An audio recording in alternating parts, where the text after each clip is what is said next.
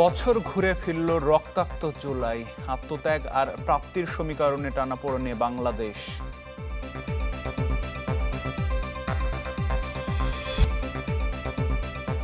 এক ধাপে এগোলো আবু সাইদ হত্যা মামলা, রোকেয়া বিশ্ববিদ্যালয়ের সাবেক ভিসি সহ পলাতক ২৬ আসামির বিরুদ্ধে গ্রেপ্তারি পরোয়ানা।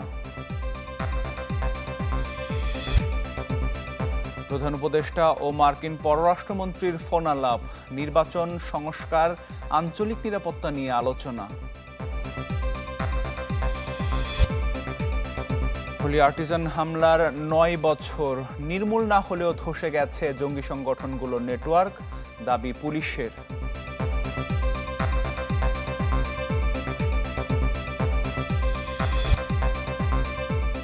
$১০৫ বছরে পা দিল ঢাকা বিশ্ববিদ্যালয়, আশানুরূপ উন্নতি হয়নি গবেষণায়, নতুন ১১টি হল তৈরির উদ্যোগ।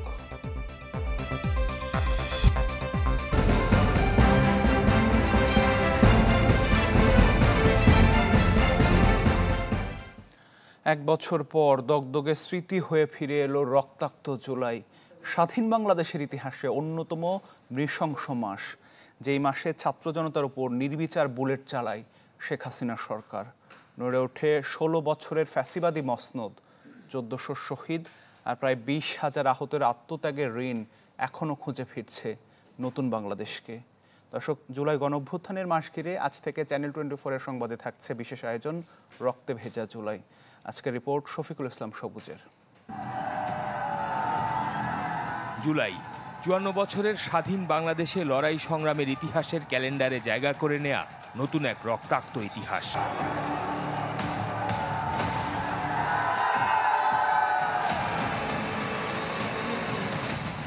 ৫৬,০০০ বর্গমাইলে ছড়িয়ে পড়া দ্রোহের আগুনে স্বৈরতন্ত্রের মসনদ পুড়িয়ে নতুন বাংলাদেশ গড়ার গল্প, যে গল্প রচনা করতে প্রাণ দিয়েছেন ১৪০০ মানুষ, অঙ্গ হারিয়েছেন হাজারো যোদ্ধা, আহতের তালিকায় ২০,০০০-এর বেশি। ২৪শে জুন জুলাইয়ে ছাত্র সমাজের দাবিটা ছিল ভীষণ সাধারণ, ৫৫ কোটার গ্রাস থেকে বেরিয়ে মেধার ভিত্তিতে চাকরি পাওয়া।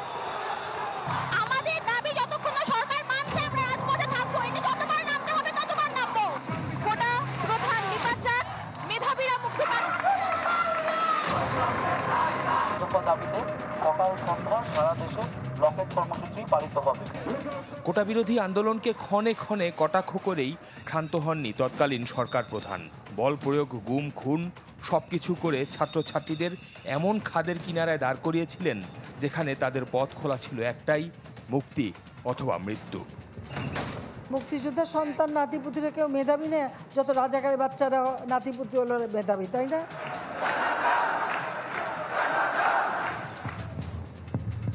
তাই তো শেষ মুহূর্তে তড়িঘড়ি করে আদালত থেকে কোটা বাতিলের রায় এনেও আবু সাইদ মুগ্ধদের জীবনের দেনা মেটাতে পারেননি Sheikh Hasina.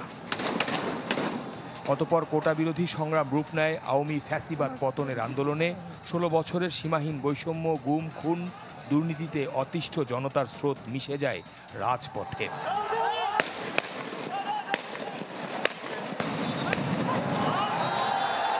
Police, RAB, BGB, সেনাবাহিনী নামিয়ে দিয়েও দমানো যায়নি মানুষের ক্ষোভ, বিক্ষোভের আগুন।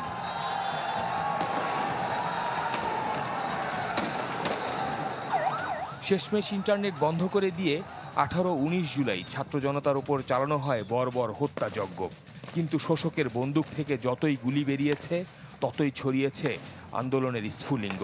দফায় দফায় দেয়া কারফিউ ভেঙে ছাত্র, শিক্ষক, কৃষক, শ্রমিক, পেশাজীবী, বুদ্ধিজীবী, শিল্পী, দল মত নির্বিশেষে পথে নামে সব শ্রেণীর মানুষ। আন্দোলন রূপ নেয় গণ অভ্যুত্থানে। যেন এই গুলিটা থামানোর চেষ্টা করা হয়, আমরা আমাদের সন্তানদের রক্ষা করার জন্য এসেছি। ৩ আগস্ট ঢাকার কেন্দ্রীয় শহীদ মিনার চত্বরে লাখো জনতার জমায়েত থেকে ঘোষণা আসে, এক দফা শেখ হাসিনার পদত্যাগ। আমাদের এক দফাটি হলো শেখ হাসিনা সহ এই সরকারের পতন এবং চাকরিবাদের ছিল। এরপর ৪ আগস্ট মরণ কামড় দেয় আওয়ামী লীগ। পুলিশের সাথে অস্ত্র নিয়ে নেমে পড়েন তাদের নেতাকর্মীরাও। দেশ জুড়ে ছড়িয়ে পড়ে নজিরবিহীন সহিংসতা, শুধু একদিনে ঝরে শতাধিক প্রাণ। ব্যাপক রক্তপাত ও প্রাণহানির পরও গদি ছাড়তে চাননি শেখ হাসিনা। ৫ আগস্ট ভোর থেকে জারি করা হয় কঠোর কারফিউ, কিন্তু শত বাধার দেয়াল ভেঙে রাজধানীর বিভিন্ন প্রান্তে থেকে লাখো লাখো মানুষ এগিয়ে যায় গণভবনের দিকে। সেনাবাহিনী ব্যারিকেড তুলে নেয়, ঢাকার রাজপথ দখলে নেয় ছাত্র জনতা। আর ততক্ষণে খবর আসে শেখ হাসিনা পালিয়ে গেছে।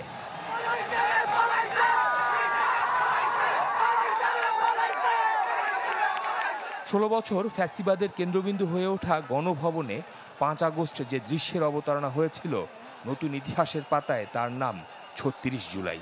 জুলাইয়ের সাথে 90 কিংবা 69-এর কোনো তুলনা হয় না। কেননা আমরা যদি ব্যাপকতার অর্থে দেখি, আপনি দেখুন, প্রথম কথা যে কোনো রাজনৈতিক সংগঠন এটি নেতৃত্ব দেয়নি। এটি নেতৃত্ব দিয়েছে বিচ্ছিন্ন কয়েকজন তরুণ, যাদের তেমন কোনো রাজনৈতিক পরিচয় কিংবা সংগঠনের পরিচয় ছিল না। কাজেই জুলাই হচ্ছে আমাদের ক্রাউড সোর্সড রেভলিউশন, আউটসোর্সড রেভলিউশন। আমি যদি ধর্মীয়ভাবে দেখি, আবাবিল পাখির যে ঘটনা আমরা জানি, জুলাই হচ্ছে তাই। জুলাইয়ের যে ভূমিকম্প, সেটার যে অভিঘাত আমাদের রাজনৈতিক যে ভূমিতে, এটা অনেক দিন এর অনুরণন চলতে থাকবে। আপনাকে আর আগের মতো করে কেউ এইরকম কায়দায় মতবাদের নামে বা মুক্তিযুদ্ধের নামে বা কোনো ধর্মীয় রাজনীতির নামে বা সাম্প্রদায়িক রাজনীতির নামে কিন্তু আপনি আর এই জনগোষ্ঠীকে বোকা বানাতে পারবেন না। এইটি গণঅভ্যুত্থান এখনো, এটা তখনই বিপ্লবের মর্যাদা পাবে যদি সত্যি সত্যি এই পরিবর্তনের মধ্যে দিয়ে মৌলিক সংস্কার এবং বাঙালি জাতির যে রাজনৈতিক ধ্যান ধারণা এবং চিন্তা ভাবনা, এইখানে স্থায়ী পরিবর্তন আসে।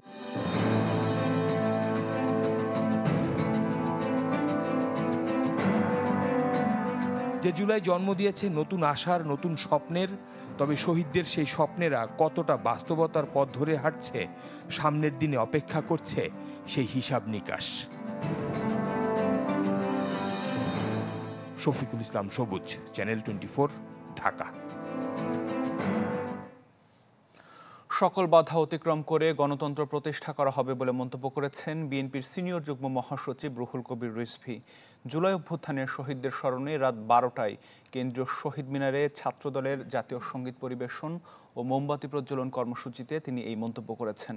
বলেন, শেখ হাসিনা মনে করেছিল বাধা দিলে সবকিছু স্তব্ধ হয়ে যাবে, তারপরেও গণতন্ত্রের সংগ্রামকে ঠেকাতে পারেনি। জুলাই আন্দোলন সেই সংগ্রামের দিন। এ সময় দলের কেন্দ্রীয় নেতারা তাদের বক্তব্যে বলেন, ফ্যাসিবাদের পতনের কৃতিত্ব এককভাবে কোনো রাজনৈতিক দলের নয়। যে সমস্ত শহীদ জীবন দিয়েছে তাদের স্বপ্ন বাস্তবায়ন করা আমাদের দায়িত্ব। গণতন্ত্র প্রতিষ্ঠার জন্য লড়াই চালিয়ে যেতে হবে।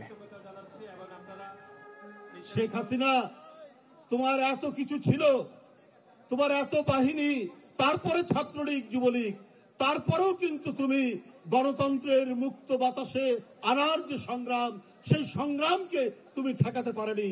ছাত্র জনতার উত্তাল তরঙ্গ তুমি ঠেকাতে পারোনি। জুলাই গণঅভ্যুত্থানের চেতনা রক্ষা করার জন্য ছাত্রদল ভ্যানগার্ড হিসাবে ভূমিকা পালন করবে, সেই প্রতিজ্ঞা করছি। জুলাই বিপ্লবের বর্ষপূর্তিতে 1 জুলাই থেকে দেশ করতে জুলাই পদযাত্রা শুরু করবে এনসিপি। সকালে পীরগঞ্জে শহীদ আবু সাঈদের কবর জিয়ারতের মধ্য দিয়ে শুরু হবে এই পদযাত্রা। পরে গাইবান্ধা এবং রংপুরে থাকছে পথসভা ও পদযাত্রা। বিচার, সংস্কার ও নতুন সংবিধানের দাবিতে 29 দিনে 64 জেলায় পদযাত্রা কর্মসূচি শেষ হবে 30 জুলাই ঢাকায় ফেরার মধ্য দিয়ে। এছাড়া 3 আগস্ট শহীদ মিনারে ছাত্র জনতার পক্ষ থেকে জুলাই ঘোষণাপত্র এবং ইশতেহার পাঠ করবে জাতীয় নাগরিক পার্টি। দলটির উদ্যোগে 5 আগস্ট পালিত হবে ছাত্র জনতার মুক্তি দিবস। জুলাই আন্দোলনের প্রথম শহীদ আবু সাঈদের মামলার অভিযোগ আমলে নিয়েছেন ট্রাইব্যুনাল। আন্তর্জাতিক অপরাধ ট্রাইব্যুনাল 2-এর বিচারপতি নজরুল ইসলাম চৌধুরীর নেতৃত্বাধীন 3 সদস্যের ট্রাইব্যুনাল এই অভিযোগ আমলে নেন। একই সাথে বেগম রোকেয়া বিশ্ববিদ্যালয়ের সাবেক ভিসি পলাতক হাসিবুর সহ 26 জনের বিরুদ্ধে গ্রেপ্তারি পরোয়ানা জারি করেন। সেই সাথে 10 জুলাই এই 26 আসামির গ্রেপ্তার প্রতিবেদন দিতে পুলিশ প্রধানকে নির্দেশ দেন ট্রাইব্যুনাল।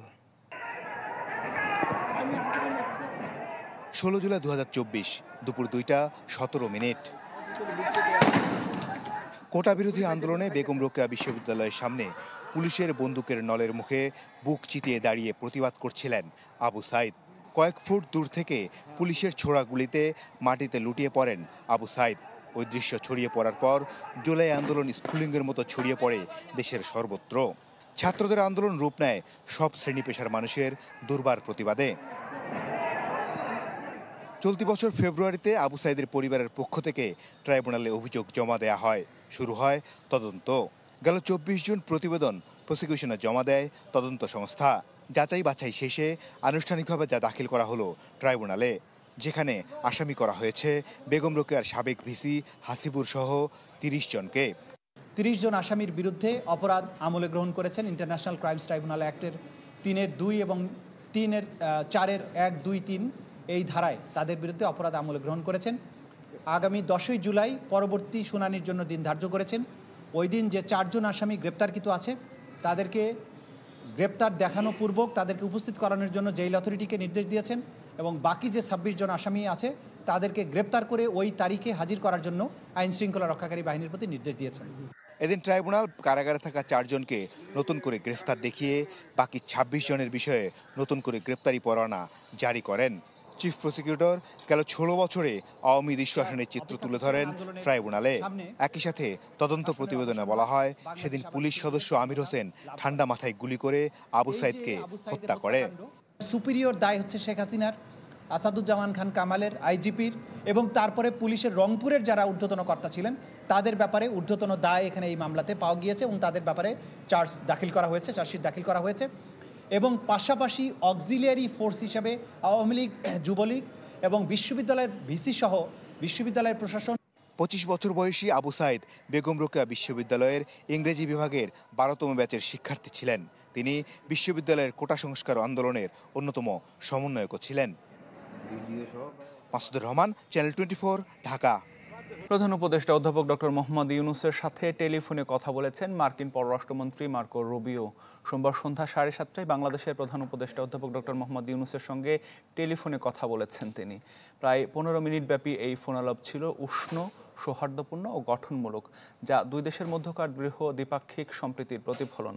প্রধান উপদেষ্টার প্রেস উইং থেকে জানানো হয়, আলোচনার সময় উভয় নেতা পারস্পরিক স্বার্থ সংশ্লিষ্ট বিভিন্ন বিষয় নিয়ে কথা বলেন, যার মধ্যে ছিল বাংলাদেশের সঙ্গে যুক্তরাষ্ট্রের বাণিজ্য আলোচনা, চলমান সংস্কার প্রক্রিয়া, গণতন্ত্রে উত্তরণের রূপরেখা, আসন্ন সাধারণ নির্বাচন ও রোহিঙ্গা শরণার্থীদের জন্য সহায়তা। ফোনালাপে ইন্দো প্যাসিফিক অঞ্চলে নিরাপত্তা বৃদ্ধি ও স্থিতিশীলতা নিয়ে আলোচনা হয়েছে বলে জানান মার্কিন পররাষ্ট্র দপ্তরের মুখপাত্র ট্যামি ব্রুস। ঢাকার গুলশানে হোলি আর্টিজান রেস্তোরাঁয় ভয়াবহ জঙ্গি হামলার 9 বছর পর এসে এখন দেশের কথিত ইসলামপন্থী জঙ্গি সংগঠনগুলোর নেতৃত্ব, নেটওয়ার্ক এবং পুনর্গঠিত হওয়ার শক্তি অনেকটাই বিপর্যস্ত হয়ে গেছে বলছেন পুলিশ ও গবেষকরা। তবে জঙ্গি তৎপরতা একেবারে নেই তা বলা যাবে না, এমনটি মনে করে পুলিশ। নতুন করে প্রশ্ন উঠছে গেল 15 বছরে বহু জঙ্গি নাটক, জঙ্গি অভিযান নিয়ে। ফয়সাল হোসেনের রিপোর্ট। 2016 সালের 1 জুলাই দেশের ইতিহাসে সবচেয়ে ভয়াবহ জঙ্গি হামলা হয় ঢাকার গুলশানের হলি আর্টিজান বেকারিতে। নিহত হন 18 বিদেশি সহ মোট 22 জন। সেনাবাহিনীর কমান্ডো অভিযানে মারা যায় 5 জঙ্গি। ওই ঘটনায় পুলিশ দায়ী করে নিউ জেএমবিকে। হলি আর্টিজান হামলায় 2023 সালে 7 জঙ্গির সাজা কমিয়ে আমৃত্যু কারাদণ্ড দেয় আদালত। পুলিশ বলছে, ধারাবাহিক অভিযানে বেশ কিছু জঙ্গির মৃত্যু, উল্লেখযোগ্য সংখ্যক আটক এবং অনেকের সাজা হয়েছে, তাই জঙ্গি সংগঠনগুলো পুনর্গঠিত হতে পারেনি। টোটালি কোনো জঙ্গি নেই এরকম কেউ নিশ্চয়তা কখনো দিতে পারে না। মানবাধিকার কর্মী নূর খান মনে করেন, দেশে এখনো জঙ্গি আছে, তবে জঙ্গি ইস্যুকে রাজনৈতিক হাতিয়ারে পরিণত করেছিল হাসিনা সরকার। কিছু একটা ঘটনা কিছু ঘটিয়ে দৃষ্টি আকর্ষণ করতে হবে আন্তর্জাতিক মহলের, এবং সেইটার সুযোগে আমার ক্ষমতাকে পাকাপোক্ত করতে হবে, এরকম কিছু ঘটনাও তো ছিল।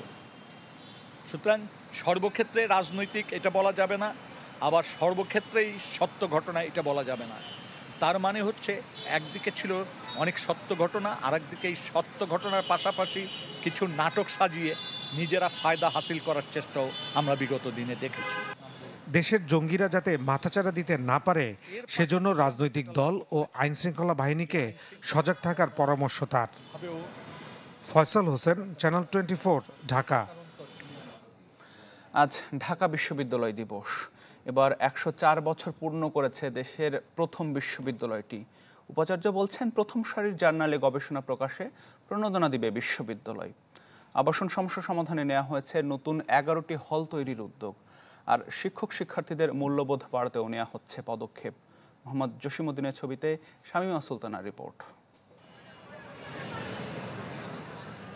ঢাকা বিশ্ববিদ্যালয় দেশের ইতিহাসের বাঁক পরিবর্তন থেকে শুরু করে জাতির এক একটি ক্রান্তি লগ্নে আন্দোলন সংগ্রামের সূতিকাগার।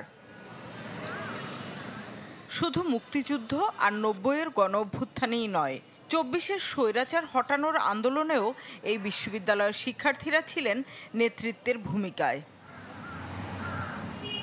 1921 সালের 1 জুলাই যাত্রা শুরু করা এই বিশ্ববিদ্যালয় এখন মহিরুহ, বয়স 104।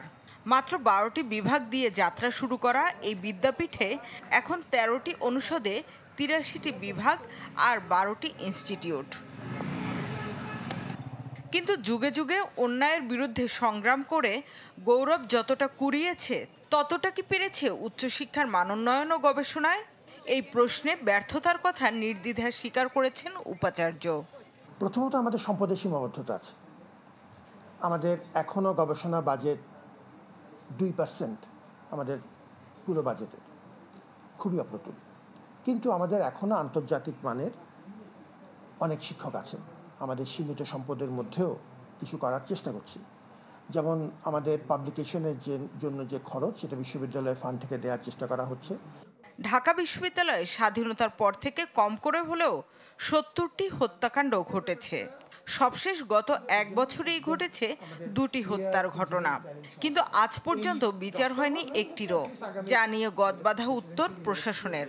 প্রতিটি হত্যাকাণ্ডের বিচারের জন্য ঢাকা বিশ্ববিদ্যালয় প্রশাসনের তরফ থেকে আপনি যদি কোনো সময় আসেন, আমি আপনাকে স্টেপ বাই স্টেপ প্রসেস বলে দেব যে আমরা কি কি পদক্ষেপ নিয়েছি, এবং এই প্রতিটি বিচার আমাদের তরফ থেকে আমাদের সহযোগিতা নিয়েই এখন ফাইনাল স্টেজে আছে। সাম্য হত্যাকাণ্ডের বিচার, তবাজুল হত্যাকাণ্ডের বিচার।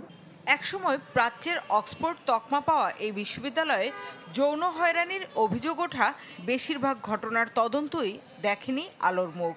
কিন্তু প্রশাসন বলছে চেষ্টা চলছে মূল্যবোধ বাড়াতে। শামীমা সুলতানা, চ্যানেল 24, ঢাকা। আন্দোলন প্রত্যাহারের প্রথম দিন স্বাভাবিক কার্যক্রম চলে দেশের বন্দর ও কাস্টমস হাউসগুলোতে। কাজে যোগ দেন এনবিআর কর্মকর্তা কর্মচারীরা। স্বচ্ছতা ও জবাবদিহিতার মাধ্যমে সবাইকে কাজ করার আহ্বান জানিয়েছেন অর্থ উপদেষ্টা। এনবিআর কর্মকর্তাদের বিরুদ্ধে দুদকের তদন্তে সরকারের কোনো হস্তক্ষেপ নেই বলেও জানান তিনি। সরকারের কঠোর অবস্থানের মুখে এনবিআর চেয়ারম্যানের অপসারণের দাবিতে চলা আন্দোলন প্রত্যাহার হয় শীর্ষ ব্যবসায়ী নেতাদের মধ্যস্থতায়। ফলে সপ্তাহখানেক পর পুরোদমে কর্মচাঞ্চল্য ফিরে আসে সারা দেশের বন্দর ও কাস্টমস হাউসগুলোতে। আন্দোলন প্রত্যাহারের প্রথম দিনে কাজে ফেরেন কর্মকর্তারা। একই নামে 2টা টিম আছে, একটা সার্কেলে আমরা এটা দিছি, সার্কেলের অনাপত্তিটা এখানে দ্বিতীয় সচিবের বরাবর প্রেরণ করছে। এখন এখান থেকে আমরা যোগাযোগ করে অ্যাক্টিভ করে নেব। এখন যেহেতু একটা সচল অবস্থা আসছে, তাই পুনরায় আসছি কার্যক্রম করার জন্য। এদিন সকাল 8টায় কার্যালয়ে আসেন এনবিআর চেয়ারম্যান। আহ্বান জানান অতীতের কথা ভুলে নিষ্ঠা ও আন্তরিকতার সাথে কাজ করার। সকাল 10টা পর্যন্ত অর্থ বছরের রাজস্ব আদায়ের তথ্য দিয়ে বলেন, আন্দোলনের কারণে কিছুটা বিঘ্নিত হয়েছে আহরণ কার্যক্রম। রেভিনিউ আদায় হয়েছে 3,60,922 কোটি টাকা। যা কিছু হয়েছে এগুলো সবকিছু ভুলে গিয়ে আমাদের রাষ্ট্রীয় স্বার্থে, দেশের স্বার্থে আমরা সকল কাজ করব এবং আমাদের যে কাজগুলো আছে সেগুলোকে আমরা এগিয়ে নিয়ে যাব। আমরা আশা করি যে আমাদের আর এ ধরনের বড় কোনো হয়তো ইয়ের মধ্যে আমাদের যেতে হবে না। এদিকে সচিবালয়ে এক অনুষ্ঠান শেষে অর্থ উপদেষ্টা বলেন, জরুরি সেবা বন্ধ করে এমন আন্দোলন কোনোভাবেই কাম্য নয়। এ সময় স্বচ্ছতা জবাবদিহিতার মাধ্যমে কাজ করার আহ্বান জানিয়ে বলেন, এনবিআর কর্মকর্তাদের বিরুদ্ধে দুদকের তদন্তে সরকারের কোনো হস্তক্ষেপ নেই। দুদকও আমাদের ব্যাপারটা দুদক দেখবে, যদি ফ্যাক্ট থাকে সে করবে। আর তা ভাবতে পারেন যে এই সময় ওরা শুরু করলো কেন, কিন্তু শুধু এনবিআর না, দুনিয়ার লোকের এসে আমার কাছে ডেইলি লোক আসে, আমার অ্যাকাউন্ট বন্ধ হয়ে গেছে, কত কিছু। এক প্রশ্নের জবাবে আইএমএফ, বিশ্বব্যাংকের কথা মতো কোনো সিদ্ধান্ত নেওয়া হচ্ছে না বলেও জানান সালেহউদ্দিন আহমেদ। আসলে এটা আমাদের ফেল্ট নিড, ওই ওয়ার্ল্ড ব্যাংক আইএমএফ এসে বলছে এটা করো, তা না। মইনুল হাসান, চ্যানেল 24, ঢাকা। নির্বাচিত সরকারের সাথে কাজ করতে চীন মুখী আছে বলে জানিয়েছেন বিএনপি মহাসচিব মির্জা ফখরুল ইসলাম আলমগীর। জানান, ক্ষমতায় গেলে তিস্তা প্রকল্প নিয়ে চীনের সাথে কাজ করবে বিএনপি। বলেন, বাংলাদেশকে গণতান্ত্রিক প্রক্রিয়ায় ফেরাতে চীন ইতিবাচক। বছরের পর বছর পেরিয়েছে, কিন্তু তিস্তা ইস্যুতে সমাধানের পথে হাঁটেনি প্রতিবেশী দেশ ভারত। এমন পরিস্থিতিতে বাংলাদেশ যখন নিরুপায়, তখন মহাপরিকল্পনা নিয়ে এগিয়ে আসে চীন, যদিও বাধা হয়ে দাঁড়ায় ভারত। এরই মধ্যে ছাত্র জনতার বিপ্লবের পর পতন হয় আওয়ামী লীগ সরকারের, আর সেই সুযোগটি কাজে লাগাতে চায় চীন। দ্রুতই নির্বাচিত সরকারের সাথে নতুনভাবে কার্যক্রম শুরুর ব্যাপারে চীনের পক্ষ থেকে আশাবাদ ব্যক্ত করেছেন। 22 থেকে 27 জুন চীনা কমিউনিস্ট পার্টির আমন্ত্রণে দেশটি সফর করে বিএনপি। সংবাদ সম্মেলনে মহাসচিব জানান, তিস্তা ইস্যুতে ইতিবাচক সাড়া দিয়েছে চীন। তিস্তা প্রোগ্রাম নিয়ে আমরা আলোচনা করেছি এবং আমরা আমাদের যে প্রয়োজন সেই প্রয়োজনটা আমরা ব্যাখ্যা করেছি এবং তারা এটাতে ইতিবাচকভাবে সাড়াও দিয়েছেন। এটার উপরে তারা কাজ করছেন।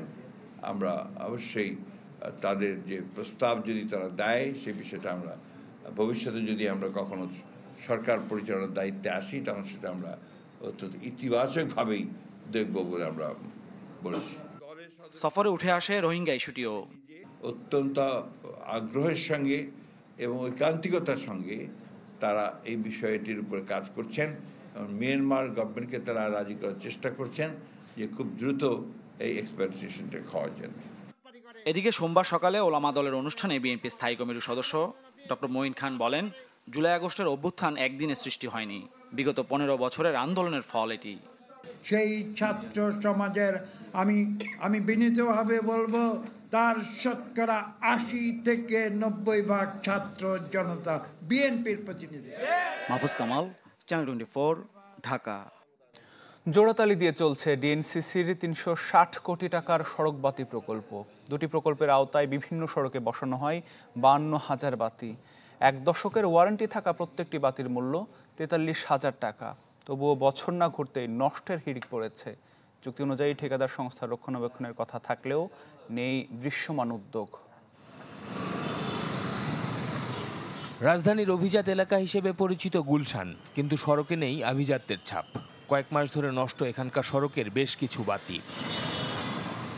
শুধু গুলশান নয়, অন্য এলাকায়ও একই চিত্র। একটানা পুরো সড়কে বাতি জ্বলছে এমন দৃশ্য কমই চোখে পড়বে রাজধানীতে। আর যেসব বাতি জ্বলছে, অনেক জায়গায় এলইডির পরিবর্তে এনার্জি বাল্ব ঝুলিয়ে জোড়াতালি দেওয়ার চেষ্টা করছে সিটি কর্পোরেশন। রাতের ঢাকাকে আলোকিত করতে 2017-19 সালে দুটি প্রকল্প নেয় ঢাকা উত্তর সিটি কর্পোরেশন। প্রথমে পরীক্ষামূলক জার্মানির ভলকান কোম্পানির 3343টি এলইডি বাতি স্থাপন করা হয় বিভিন্ন সড়কে। দ্বিতীয় ধাপে 2019 সালে বসানো হয় নেদারল্যান্ডসের ফিলিপস কোম্পানির আরও প্রায় 49,000 বাতি, যে প্রকল্পের কাজ শেষ হয় 2023 সালের জুনে। দুটি প্রকল্পের ব্যয় হয়েছে 360 কোটি টাকা। বলা হচ্ছে এসব বাতির ওয়ারেন্টি 10 বছর। হিসাব করে দেখা যাচ্ছে প্রতিটি বাল্বের দাম পড়েছে 43,000 টাকা। চুক্তি অনুযায়ী ওয়ারেন্টি সময়কালের মধ্যে কোনো সমস্যা হলে তা সমাধান করবে ঠিকাদার, কিন্তু ঠিকাদারি প্রতিষ্ঠান প্রোটেস্টার লিমিটেড তা করেনি। এ নিয়ে অনুসন্ধান করছে দুদক। 10 বছর একটা লাইটের ডিউরেশন, এটা তো মানে কতটুকু বাস্তবসম্মত। আমি পপুলারিটি পাওয়ার জন্য আমি যদি এই ক্লজগুলো এনে থাকি, তাহলে এটা আমার মনে হয় পিপিআর এর অনুযায়ী হয়েছে কিনা সেটা একটা বড় প্রশ্ন থেকে যেতে পারে। দুদকেরও পরবর্তীতে আমার মনে হয় একটি ইনভেস্টিগেশন চলতেছে। তো ইনভেস্টিগেশনের রেজাল্ট আসলে আমরা প্র্যাকটিক্যালি বলতে পারবো যে এটার সিচুয়েশনটা কি। নগর পরিকল্পনাবিদরা বলছেন, অর্থ নয়ছয় করার উদ্দেশ্য থেকেই এমন প্রকল্প নেওয়া হতে পারে।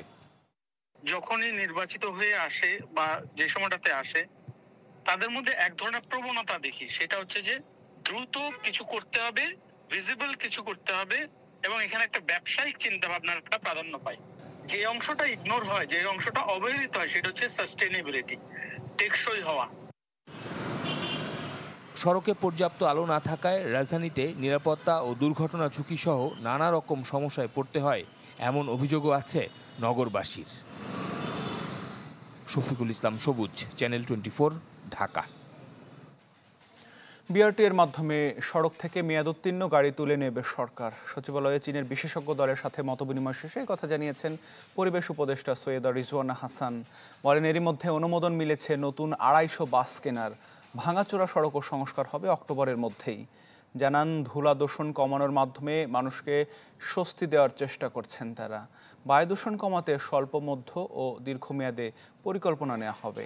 ঢাকার আশপাশে নো ব্রিকফিল্ড জোন ঘোষণার কথাও বলেন পরিবেশ উপদেষ্টা। আমাদের হচ্ছে ডাস্টটাকে কন্ট্রোল করা যায়, ধুলা নিয়ন্ত্রণ করা যায়। ধুলা নিয়ন্ত্রণের মাধ্যমে বায়ু দূষণটা কিছুটা নিয়ন্ত্রণে আসবে, কিন্তু বায়ুর মান কিন্তু উন্নত হবে না। সেটার জন্য আপনার হিউজ ইনভেস্টমেন্ট লাগবে। দর্শক, পর্যায়ে আমের বাজার পরিস্থিতির খবর জানবো আমরা। রাজশাহী থেকে যুক্ত হচ্ছেন আমাদের সহকর্মী আবরার শাহীর। আবরার, কি অবস্থা দেখছেন রাজশাহীর বাজারগুলোতে? আমের সরবরাহ কেমন, দাম কেমন এবার আমের?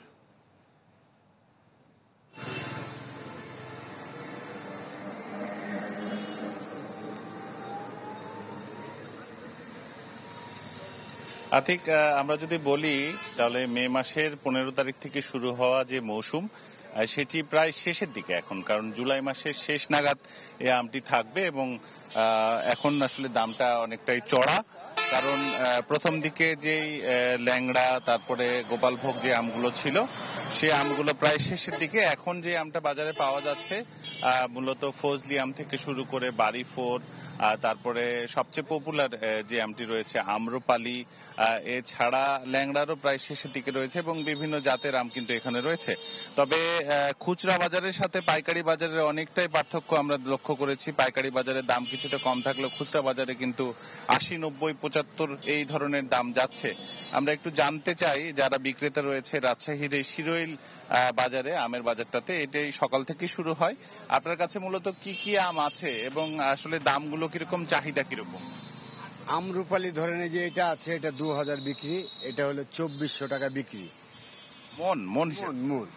আর আপনার ন্যাংরা আছে 2800 টাকা মন, ফজলি আছে 1500 টাকা মন, আপনার এই যে বাড়িফোর আছে এটা হবে 2000 টাকা মন, আর আপনার এই যে হাড়ি ভাঙ্গা আছে এটা হবে 2400 টাকা মন। কিন্তু পাইকারি বাজারের দামটা কিছুটা কম থাকে। খুচরা বাজারে আপনি বলছেন যে 2400 থেকে 4000-এর মধ্যে। ঢাকার বাজারে যখন এই আমটা যায় তখন আসলে দামটা কি ডবল হয়ে যায় কিনা? ঢাকার বাজারে স্যার কথা হলো কি, ঢাকার বাজারে কাঁচা আম চলে না, পাকা আম চলে।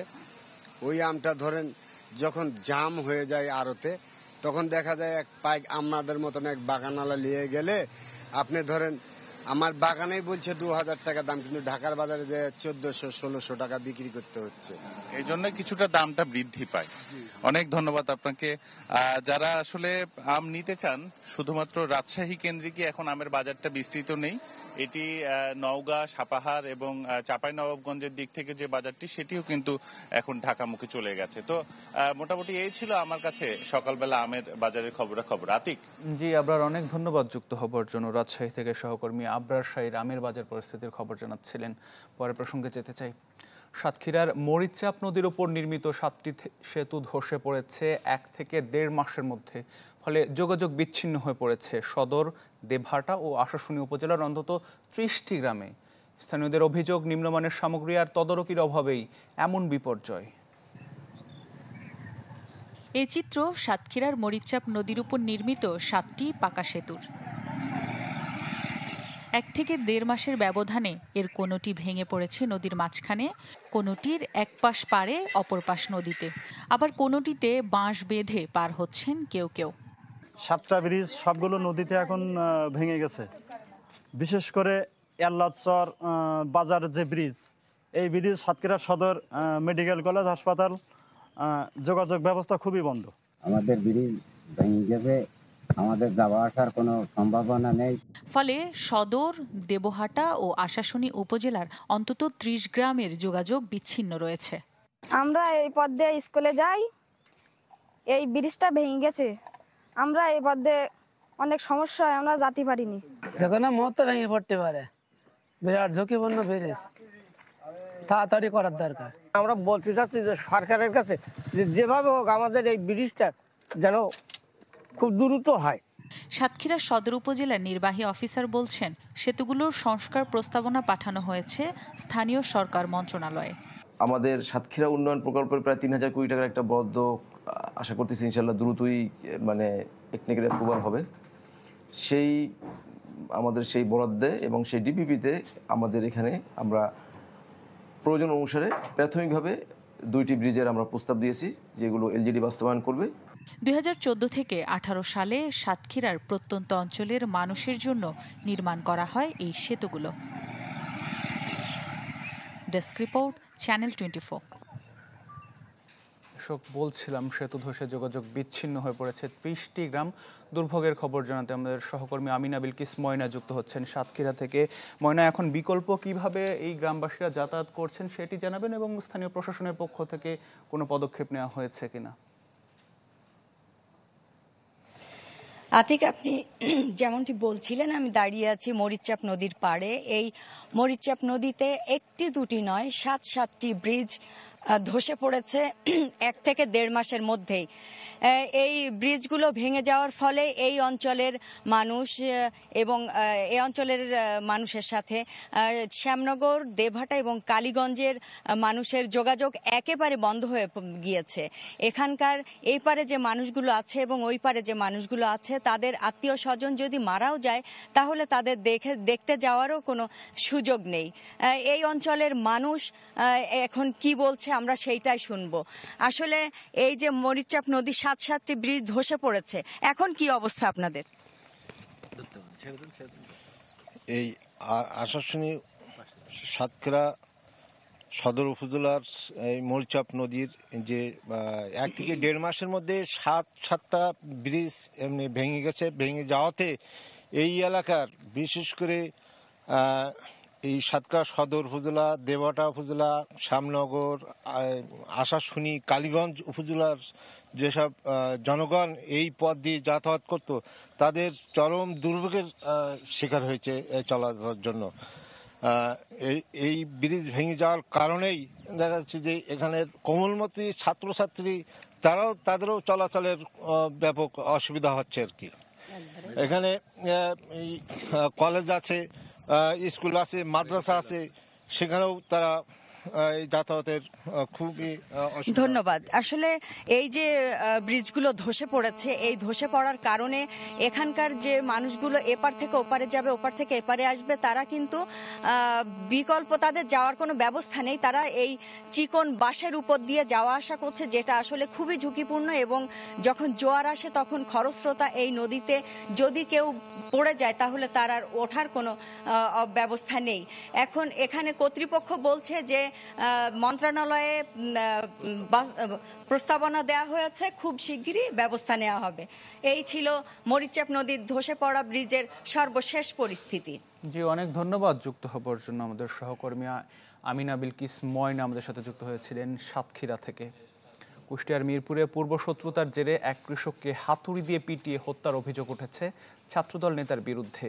গতকাল আমলা ইউনিয়নের মিটন এলাকার ঘটনা। পরিবারের অভিযোগ, ব্যক্তিগত বিরোধের জেরে আমলা ইউনিয়নের ছাত্রদলের সভাপতি অনিক প্রকাশ্যে কৃষক জমির উদ্দিনকে হাতুড়ি ও হকি স্টিক দিয়ে আঘাত করে। এ সময় স্থানীয়রা এগিয়ে এলে পালিয়ে যায় অনিক ও তার সহযোগীরা। পরে তাকে উদ্ধার করে কুষ্টিয়া জেনারেল হাসপাতালে নেওয়া হলেও বাঁচানো যায়নি। এদিকে নরসিংদীতে রিজভি নামের এক ডিশ ব্যবসায়ীকে কুপিয়ে ও গুলি করে হত্যা করেছে দুর্বৃত্তরা।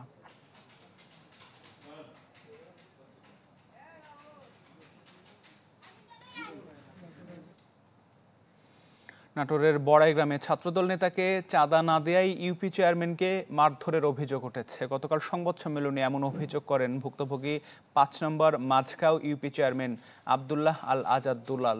বলেন, উপজেলা ছাত্রদলের আহ্বায়ক জাহিদুল ইসলাম বিপুল জিয়াউর রহমানের মৃত্যুবার্ষিকী পালনের জন্য তার কাছে চাঁদা দাবি করে, কিন্তু সেই সময় টাকা না দেয়ায় গত রবিবার তাকে মারধর করে বিপুল। হুমকি দেয় প্রাণনাশের। তাই প্রশাসনের কাছে নিরাপত্তা নিশ্চিতের দাবি জানান তিনি। যদিও চাঁদা চাওয়ার বিষয়টি সম্পূর্ণ ভিত্তিহীন দাবি অভিযুক্ত ছাত্রদল নেতার। এদিকে ভোলা সদরে হাঁসের ডিমের পরিবর্তে মুরগির ডিম দেয়া এই দোকানে হামলা হয়েছে। এতে গুরুতর আহত হয়েছেন একজন।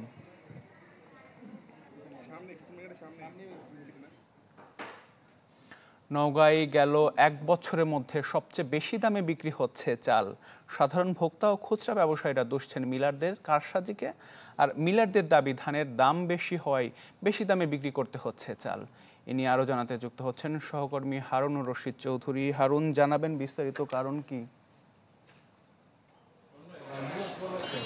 আতিক, আসলে গত কুরবানির ঈদের পরপর যে দাম বেড়েছিল প্রত্যেকটি চালের কেজি প্রতি 4 থেকে 5 টাকা কিংবা কোনো কোনো চালের 6 টাকা পর্যন্ত, সেটি আসলে এখনো কমেনি। অর্থাৎ বলা চলে যে বর্ধিত যে দাম, সেই দামে আসলে এখন পর্যন্ত নওগাঁর বাজারে চাল বিক্রি হচ্ছে। আজকের বাজারে যদি আপনাকে বলি যে আপনি জানেন যে নওগাঁর সবচাইতে ভালো চাল যেটিকে বলা হয় যে কাটারির চাল, এই কাটারির চাল যেটি সবচেয়ে ভালো জাতের, সেটি হচ্ছে আপনার 75 টাকা পর্যন্ত বিক্রি হচ্ছে এই খুচরা বাজারে। এছাড়া জিরা জাতের যে চাল, সেটিও চিকন জাতের চাল, সেটি বিক্রি হচ্ছে 73 থেকে 75 টাকায়। এবং স্বর্ণা, আপনি জানেন যে স্বর্ণা খানিকটা মোটা চাল, সেটি বিক্রি হচ্ছে 55 থেকে 60 টাকা, কোনো জায়গায় 62 টাকা পর্যন্ত আসলে বিক্রি করা হচ্ছে। আমরা বেশ কিছু মিলারের সঙ্গে কথা বলার চেষ্টা করেছিলাম। তারা কিছু মিলার যেটি বলেছেন, আমাদের জানিয়েছেন, সেটি হচ্ছে যে আন্তর্জাতিক বাজারে যে অস্থিরতা যাচ্ছে সেটি একটি কারণ তারা বলেছেন। পাশাপাশি ভারত থেকে সরকার যে চাল আমদানির কথা বলছিল বারবার করে, সেটি আসলে যেহেতু এখন পর্যন্ত হয়ে ওঠেনি, সব দিক বিবেচনায় আসলে এই চালের দামটি আসলে বেড়েছে বলে তাদের দাবি। তবে অধিকাংশ মিলার একটি কমন দাবি জানিয়েছেন, সেটি বলেছেন যে নওগাঁর যে হাটগুলো, বিশেষ করে আমরা যদি বলি যে মাতাজি হাট, আবাদপুকুর হাট, মহাদেবপুর হাট, আপনি জানেন যে এই অঞ্চলের হাটগুলো ধানের জন্য বিখ্যাত হাট এবং প্রচুর পরিমাণে ধান আমদানি হয় এই হাটবারগুলোতে। সেই হাটগুলোতে আসলে বেশি দামে যেহেতু ধান তাদেরকে কিনতে হচ্ছে, বিশেষ করে কাটারি জাতের যে ধানগুলো, সেগুলো আসলে 1600, 1650 টাকা পর্যন্ত মন আসলে তাদেরকে কিনতে হচ্ছে। সেই অজুহাতে মূলত তারা বলছেন যে সেগুলো হাট থেকে মিল পর্যন্ত পরিবহন এবং উৎপাদন খরচ, শ্রমিক যে খরচ, সবকিছু মিলিয়ে আসলে তাদেরকে মিলগেট থেকে আসলে বেশি দামে চাল দিতে হচ্ছে। অর্থাৎ মিলগেটে দেখা যাচ্ছে যে 2 থেকে 3 টাকা পর্যন্ত বেড়েছে প্রতি বস্তায়। আপনি জানেন যে একটি বস্তায় 50 কেজি পর্যন্ত চাল থাকে, সেই প্রতি বস্তায় আপনার বেড়েছে মোটামুটি 250 থেকে 300 টাকা বেড়েছে সেই মিলগেটে। আপনি জানেন যে মধ্যবিত্ত এবং নিম্ন মধ্যবিত্ত যারা আছে, তারা কিন্তু বেশ খানিকটা অসুবিধায় পড়েছে এই চালের দাম, এটি আসলে বলাই বাহুল্য। পাশাপাশি প্রশাসনের পক্ষ থেকে কিন্তু যে অভিযান, সেটি তারা চালাচ্ছে, যদিও বা এখন পর্যন্ত সেই অভিযানের যেই ফল, সেটি এখন পর্যন্ত বাজারে পড়তে শুরু করেনি বলেই কিন্তু দেখা যাচ্ছে। অর্থাৎ বর্ধিত দামে নওগাঁর বাজারে চাল বিক্রি হচ্ছে। জি হারুন, অনেক ধন্যবাদ যুক্ত হবার জন্য। নওগাঁ থেকে চালের বাজার পরিস্থিতি জানাচ্ছিলেন সহকর্মী হারুনুর রশিদ চৌধুরী। রাজশাহী কেন্দ্রীয় কারাগারের 7 জন যাবজ্জীবন কারাদণ্ডপ্রাপ্ত আসামির সাজা মওকুফ করেছে সরকার। গতরাতে কারাগার থেকে মুক্তি পান তারা। কারা কর্তৃপক্ষ জানায়, রাজশাহী কেন্দ্রীয় কারাগারের বন্দি মুক্তি সংক্রান্ত কমিটির সুপারিশে 125 বন্দির মুক্তির প্রস্তাব স্বরাষ্ট্র মন্ত্রণালয়ে পাঠানো হয়েছিল। যাচাই বাছাই করে সরকার 13 জন বন্দির জরিমানার টাকা পরিশোধের শর্তে সাজা মওকুফ করে মুক্তির নির্দেশ দেন। 13 জনের মধ্যে 4 জনের সাজার মেয়াদ শেষ হওয়ায় তারা আগেই মুক্তি পেয়েছেন। 2 জন অন্য কারাগারে বদলি হয়ে গেছেন। বাকি 7 বন্দীকে রাজশাহী কেন্দ্রীয় কারাগার থেকে মুক্তি দেওয়া হয়।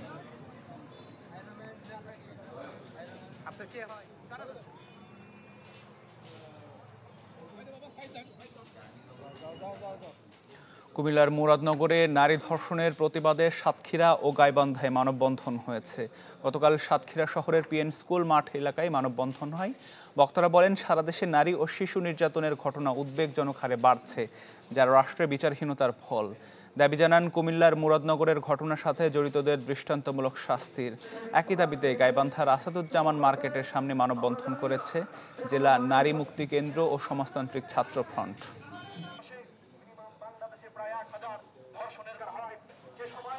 দর্শক, দেশ জুড়ে বাড়ছে ডেঙ্গু আক্রান্তের সংখ্যা। আমরা গাজীপুরের পরিস্থিতি জানবার চেষ্টা করব। সহকর্মী রফিকুল ইসলাম খান আমাদের সাথে যুক্ত হচ্ছেন। রফিক, দেশের বিভিন্ন জায়গায় তো ডেঙ্গু আক্রান্তের সংখ্যা বাড়ছে, গাজীপুরের পরিস্থিতি কি? আতিক, গাজীপুরের পরিস্থিতি কিন্তু সময় যত বাড়ছে ততই কিন্তু রোগীর সংখ্যা বাড়ছে। আপনাকে যদি একটু বলি, গত 24 ঘন্টায় কিন্তু নতুন করে 13 জন আক্রান্ত হয়ে শহীদ তাজউদ্দিন আহমদ মেডিকেল কলেজ হাসপাতালে যে ডেঙ্গু ওয়ার্ড খোলা হয়েছে সেখানে ভর্তি হয়েছে। এ পর্যন্ত 137 জন কিন্তু হাসপাতালে ভর্তি রয়েছে। আপনাকে যদি একটু বলি, এই বছরে অর্থাৎ 2025 সালে কিন্তু আক্রান্ত হয়ে 241 জন শহীদ তাজউদ্দিন আহমেদ কলেজ হাসপাতালে তারা চিকিৎসা নিয়েছে। এদের মধ্যে থেকে 199 জনকে কিন্তু ছাড়পত্র দেওয়া হয়েছে, তারা সুস্থ হয়ে বাড়ি চলে গিয়েছে এবং 5 জনকে উন্নত চিকিৎসার জন্য ঢাকাতে রেফার করা হয়েছে এবং এই হাসপাতালে কিন্তু কোনো মৃত্যু নাই সেটি আমাদেরকে নিশ্চিত করেছে হাসপাতাল কর্তৃপক্ষ। তো শুধু যেটি আমি বলছিলাম এটি কিন্তু শহীদ তাজউদ্দিন আহমদ মেডিকেল কলেজ যে হাসপাতাল রয়েছে সেই হাসপাতালের চিত্র। এর বাইরে টঙ্গীতে যে টঙ্গী সরকারি হাসপাতাল রয়েছে সেখানেও কিন্তু প্রতিদিনই রোগী ভর্তি হচ্ছে, কিন্তু সেই সংখ্যাটা আসলে এখানে নেই। এছাড়া যে বিভিন্ন বেসরকারি ক্লিনিক রয়েছে সেখানে কিন্তু প্রতিদিন রোগী শনাক্ত হয়, সেই সংখ্যাটা কিন্তু তাজউদ্দিন আহমদ মেডিকেল কলেজ হাসপাতালে নেই। অর্থাৎ যা আক্রান্ত যে সংখ্যাটা দেখা যাচ্ছে এর আসলে কয়েক গুণ বেশিও কিন্তু আক্রান্ত হচ্ছে সেটি আমরা বলতে পারছি। তো আক্রান্ত যারা হচ্ছে তাদের অধিকাংশই কিন্তু আমরা জানতে পেরেছি সিটি কর্পোরেশন এলাকার বাসিন্দা, অর্থাৎ টঙ্গী, কোনাবাড়ি এবং গাজীপুর সদর এলাকা যে রয়েছে সেই সমস্ত এলাকাতে এই সমস্ত রোগীর সংখ্যাটা বেশি রয়েছে। যারা হাসপাতালে যাচ্ছে তাদের আসলে হাসপাতালের রোগীর যে সংখ্যা রয়েছে সেই সংখ্যা থেকে বিশ্লেষণ করে দেখা গেছে এটি। তো যারা আক্রান্ত হচ্ছে তাদের সাথে কিন্তু কথা হয়েছে, তারা যেটি বলছেন